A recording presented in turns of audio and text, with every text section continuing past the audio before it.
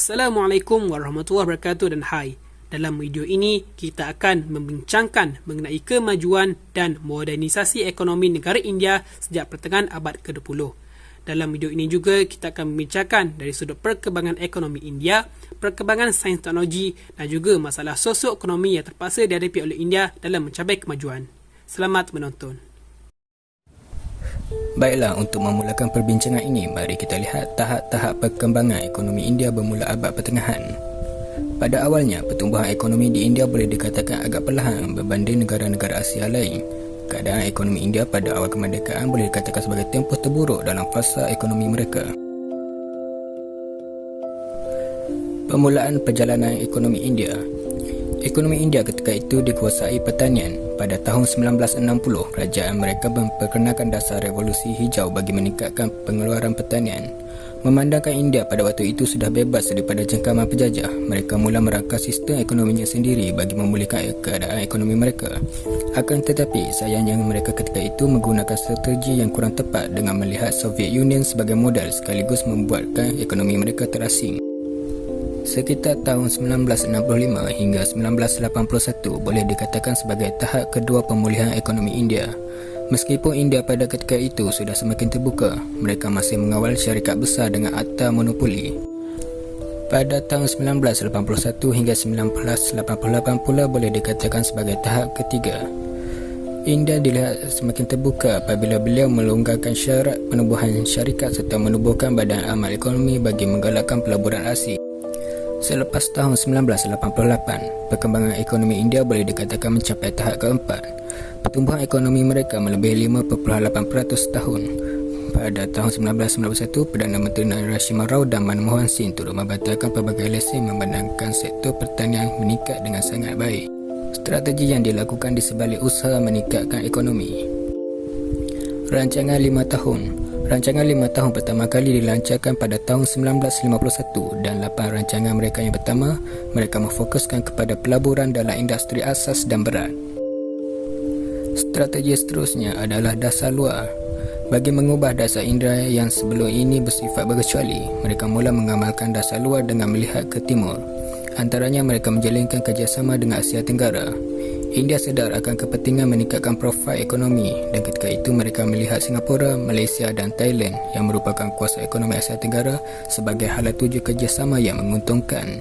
Ramai pakar berpendapat dasar pandang ke timur ini merupakan langkah yang bijak kerana berjaya menjadikan ekonomi India semakin bersepadu.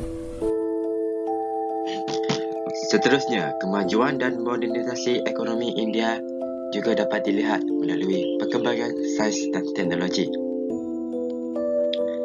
Pandit Jawaharlal Nehru iaitu Perdana Menteri India yang pertama, dia menegaskan visinya untuk mengembangkan sains dan teknologi di India.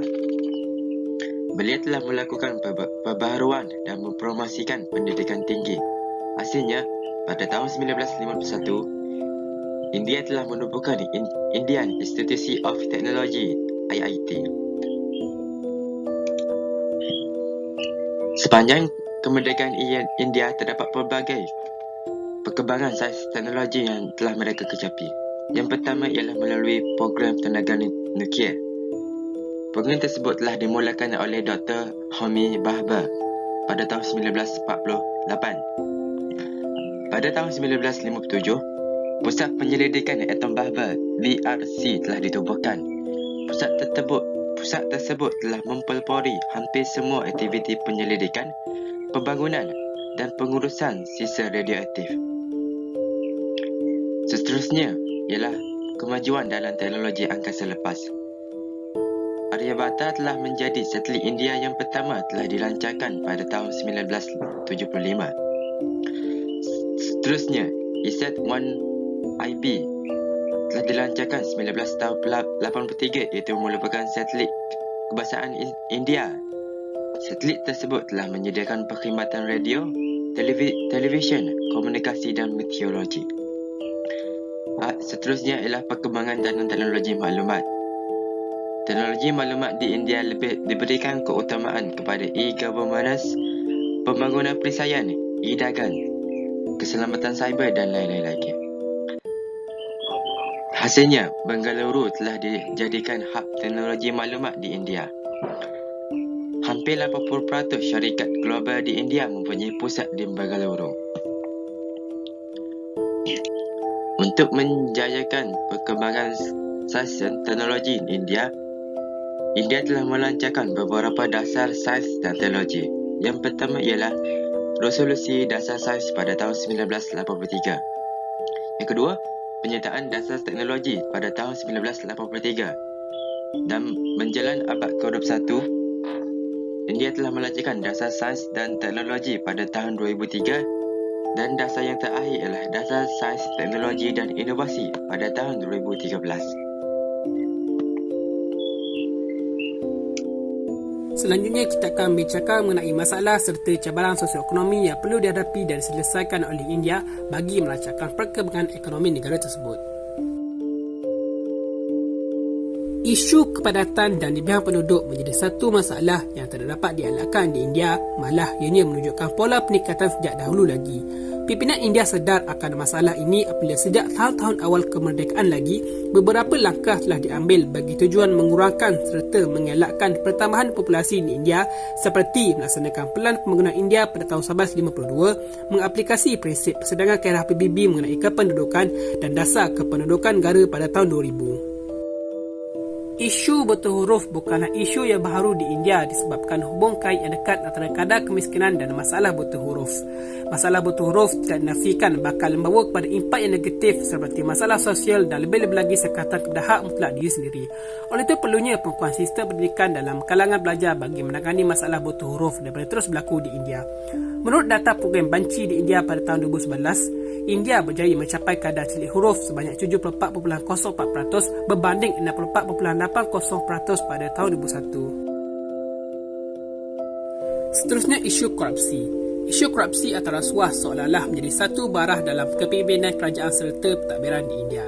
Isu korupsi ini umumnya didalangi oleh ahli-ahli politik serta kepimpinan di India. Berarti nilai korupsi India adalah pada nilai 75.67 dari tahun 1995 sehingga di tahun 2019 dengan perasa tinggi sepanjang masa iaitu dengan nilai 95 pada tahun 2011 dalam indeks persepsi rasuah. Korupsi ini secara tidak langsung bakal mengganggu gugat pembangunan di India berikutan berlaku ketirisan di peringkat jabatan. Akhir sekali ialah isu berkaitan etnik dan kasta. India terdiri daripada pelbagai latar belakang, etnik dan budaya yang berbeza antara satu sama lain. Persengketaan antara kumpulan yang berbeza boleh membawa kepada konflik permasalahan komunal yang parah. Contohnya, seperti berlaku dalam insiden Masjid Babri pada tahun 1992 yang merupakan konflik antara golongan Islam dan Hindu telah mengorbankan kira-kira ramai 2,000 orang.